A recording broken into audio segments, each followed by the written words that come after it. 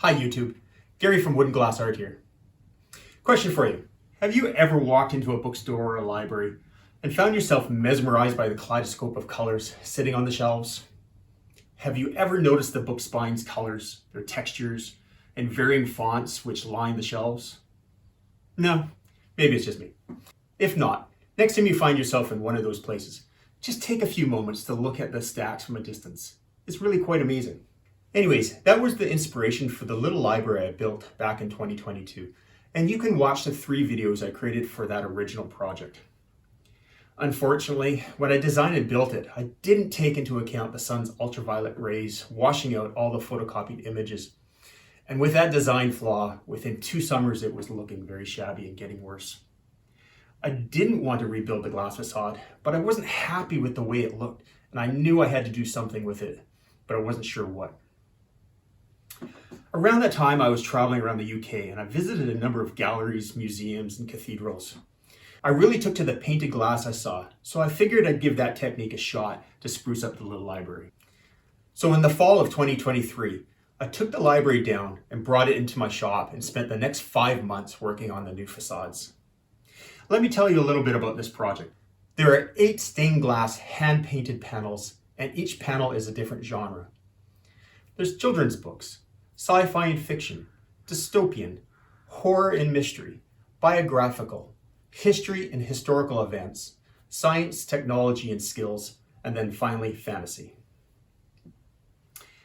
In the video, I started off with removing the old glass, but I saved the upper glass detail for reuse in the new facades. There are 12 book spines per panel, and each spine took an average of an hour and a half to complete, from initial research and design to laying down the paint. Then another 2 hours per panel for soldering and patina. All total, the new glass facade took me around 160 hours. To create the book spines titles, I researched the books I wanted for each panel, found the original fonts or something very similar, downloaded the fonts into a word processor, then printed them out to fit the size of the glass. Then using a stencil material, I laid it over the printout and hand cut the titles using an X-Acto knife. Once I had the stencil cut out, I laid it on the glass and applied the paint with a stencil brush. In the video, I demonstrate the process with just one book. So you'll have to imagine the effort it took to complete 96 individual book spines. I use a combination of different glass paints, which are all rated dishwasher safe. So once the paint is fired, it'll be able to handle the varying elements. One thing I found hard to demonstrate in the video was the process of firing the paint, so I'll explain it.